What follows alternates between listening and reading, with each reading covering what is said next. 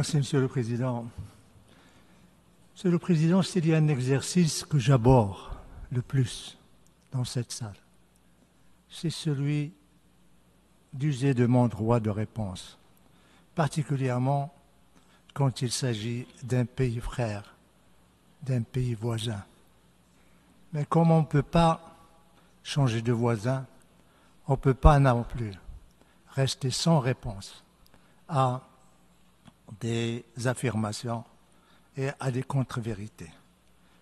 C'est pourquoi j'ai demandé ce droit de réponse pour corriger 3 contre-vérités et faire un commentaire.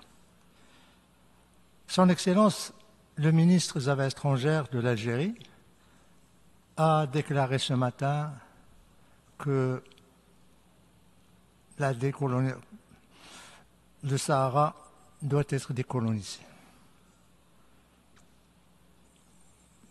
Je dois dire que l'Algérie doit se réveiller de son sommeil, de l'ère de la guerre froide, pour se rendre compte que le Sahara marocain est indépendant dans le cadre de son intégration à la mère patrie, le Royaume du Maroc, depuis un demi-siècle.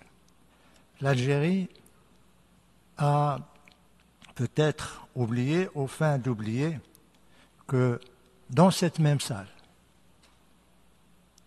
il y a eu une résolution qui a été adoptée en présence de l'Algérie.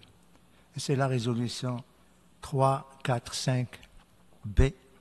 Il y a également presque un demi-siècle qui prend acte de la fin de la colonisation espagnole et du retour du Sahara à la mère patrie. C'est l'accord de Madrid. C'est une évidence, c'est une réalité, et c'est un accord qui est fait conformément au droit international.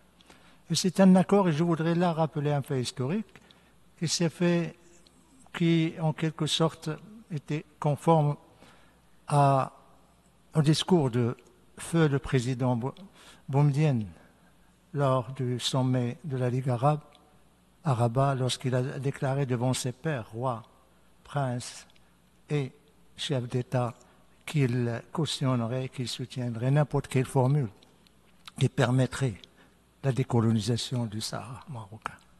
Eh bien, un an après, le Sahara marocain a été décolonisé.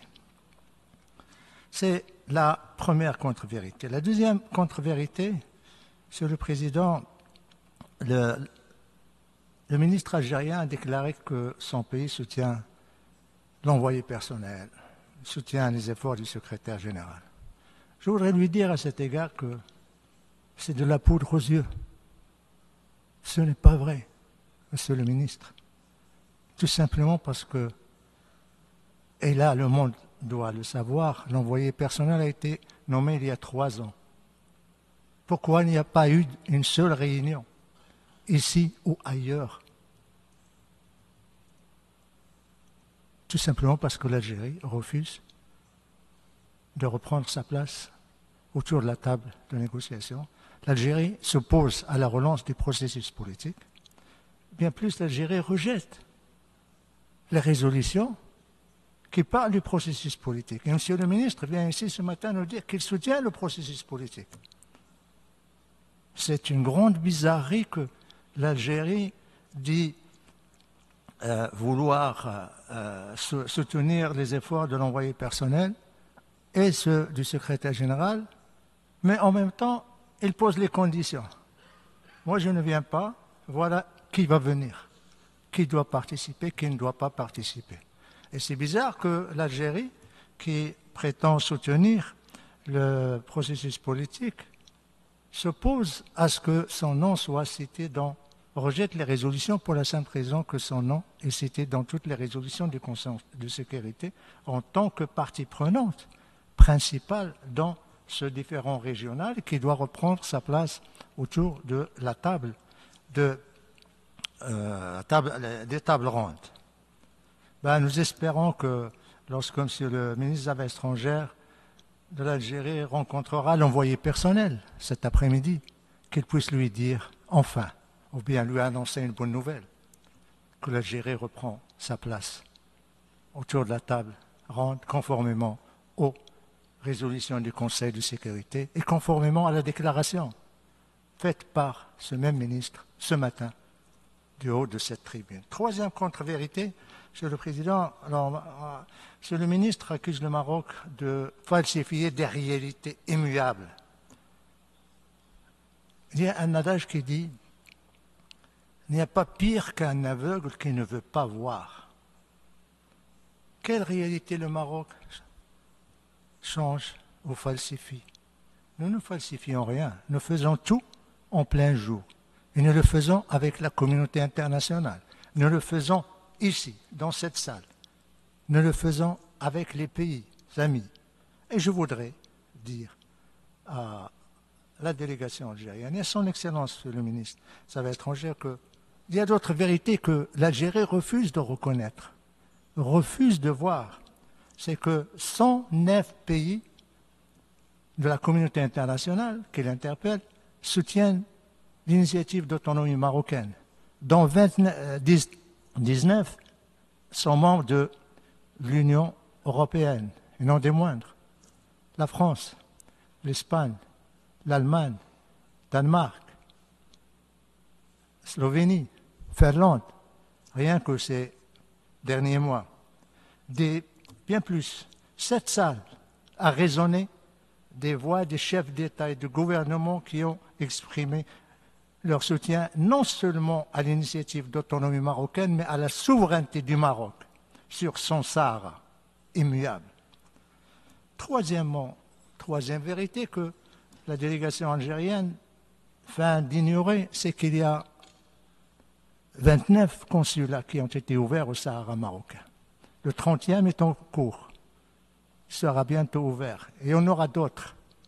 J'espère que la délégation algérienne changera de lunettes pour pouvoir voir enfin la réalité de ce qui se passe au Sahara marocain. Autre réalité, le développement économique que l'Algérie ne veut pas voir au Sahara marocain.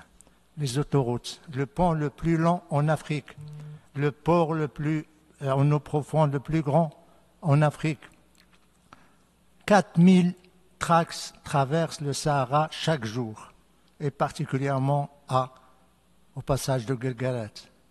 Les universités, les hôpitaux universitaires, les écoles d'excellence, les investissements étrangers, le solaire, voilà les réalités que l'Algérie ne veut pas voir, et nous espérons qu'il finira par se rendre à l'évidence qu'on ne peut pas cacher le soleil, particulièrement celui du Sahara.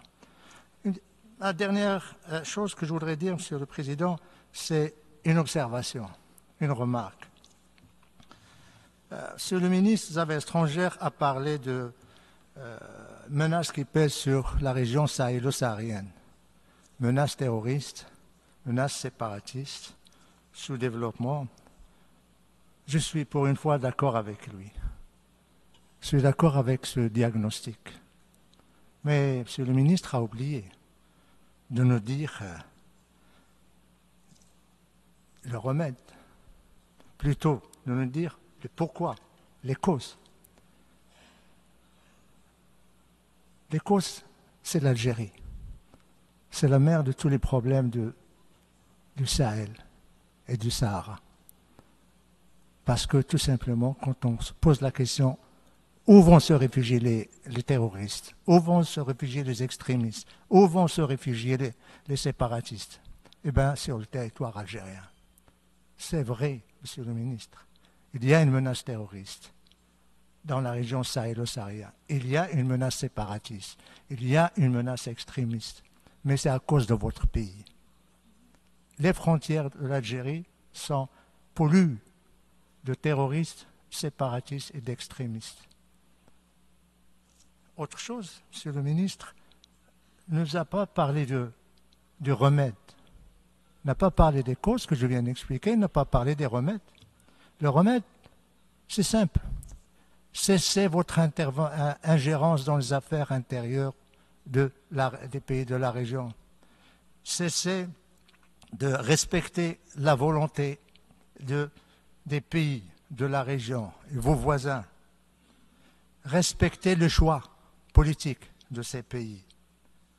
Et je dirais, comme dernière observation, réécoutez, s'il vous plaît, le discours d'un éminent ministre qui a été fait ce samedi du haut de cette tribune, où il dresse la situation des relations des pays du Sahel avec l'Algérie.